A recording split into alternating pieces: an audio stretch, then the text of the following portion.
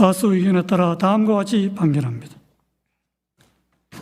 원심 판결을 파기하고 사건을 서울 고등법원에 완송한다. 이상으로 오늘 판결 선고를 모두 마치겠습니다.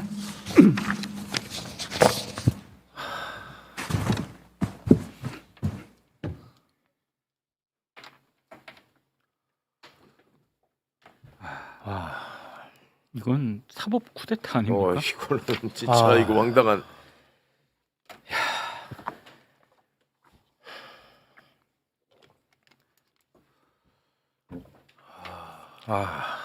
쿠데타를 하려고 작정을 했네요. 이게 근데 모든 일단 사람을 절차적 정당성에 대한 문제 제기가 있을 수밖에 없어 보여요. 왜냐하면 이게 배당이 되고 바로 전원합의체에 회부를 했잖아요. 그리고 회부하는 날 한 번 심리를 하고 다음 날 두 번 했단 말이에요. 근데 통상 한 달에 한 번 이루어지는 전원합의체의 심리를 이틀 만에 두 번을 한 거잖아요. 그 일단 그리고 바로 선고 기일이 잡혔는데 원래 제대로 그냥 다른 사건하고 똑같이 절차적으로 진행이 됐다라고 하면 아무리 빨라도 6월 달에 선고가 이루어졌을 사건이란 말이에요.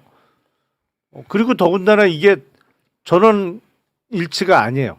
반대 의견이 있었단 말이에요. 그러면 반대 의견이 있고 대법관들 사이에 의견이 갈림에도 불구하고 그러면 그냥 두 번째 심리 기일에 끝을 낸다. 의결을 해버리고 끝을 낸 거잖아. 결론을 네. 내버렸잖아요. 네. 그리고 나머지 이제 판결문 작성에 시간이 필요하니까 일주일이 더 걸렸던 건데 네. 이렇게 원심 판결을 파기하고 파기환송을 할 것 같으면 심리를 좀 더 했어야 되는 거 아닌가? 그리고 지금 이 사건 기록이 대략 7만 페이지 정도 된다고 하는데 아무리 대법관들이 기록 보는데 숙달된 그 프로페셔널이라고는 합니다만 7만 페이지 사건을 그 회부된 날부터 보기 시작했다고 하더라도 네. 그러면 마지막 심리가 회부되고 하루 건너뛰어서 3일째 되는 날인데 7만 페이지를 3일 동안 어떻게 다 봐? 이거는 대법원이 이건 절차적 정당성에 대해서 계속 문제 제기가 될 수밖에 없는 사건인데요. 이거는 그 명백한 정치 판결이고요. 지금 말씀 주신 것처럼 사실은 저는 대법원의 상고가 올라오기 전 또는 올라온 직후부터 기록을 열람했다고 봅니다. 물리적으로 불가능하거든요. 네. 그렇죠. 소부에 배당되기 전에 자기가 이 담당 대법관이 될지도 모르는 상황에서 네. 미리 기록을 열람하고 의견들을 형성해 나갔다. 저는 이건 중대한 이 사법권의 침해라고 보거든요. 아예. 그래서 조희대 대법원장이 사전에 의견 수렴을 해나간 거 아니냐. 그래서 어느 정도 확인이 되니 이렇게 빛의 속도로 드라이브 건 거 아니냐.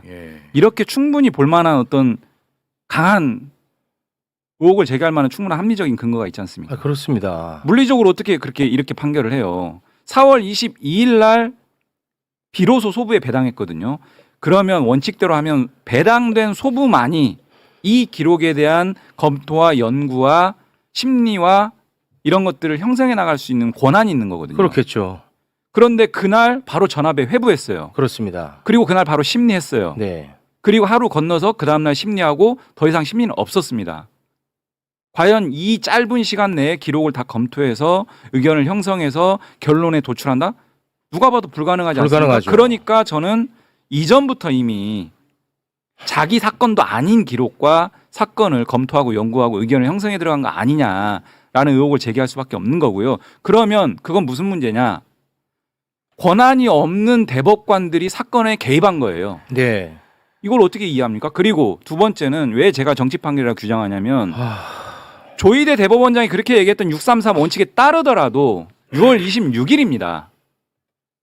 6월 26일 네. 무슨 급한 일이 있길래 5월 1일 이 올라오고 나서 한 달 조금 지난 이 시점에 재판부 배당된 지 9일 만에 누가 뭐 쫓아옵니까? 무슨 의도를 가지고 이렇게 판결을 졸속적으로 했나라고 하는 국민적 비판은 스스로 자초한 거예요. 왜 이렇게 했을까요? 뻔하죠.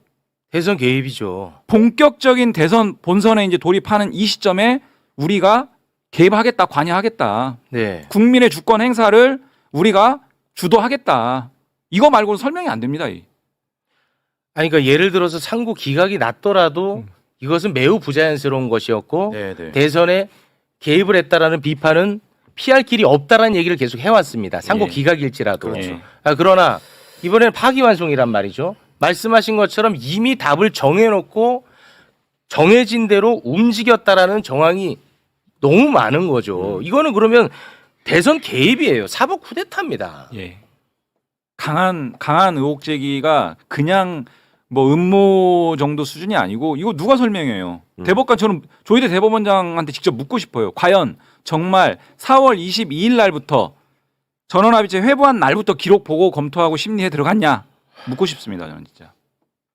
이게 연구관들이 기록을 검토해서 보고서를 작성하고 그걸 돌려보기에도 부족한 시간이에요.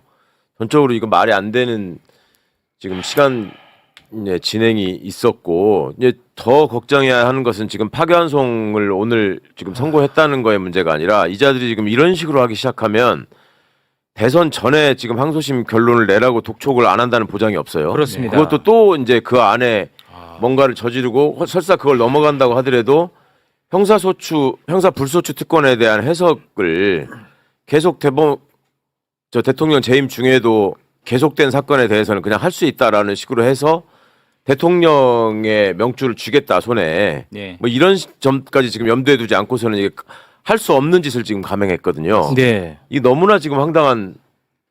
이거 어떤 사람도 지금 이 시기에 이런 식의 무모한 판결을 할 거라고 예상을 못했는데.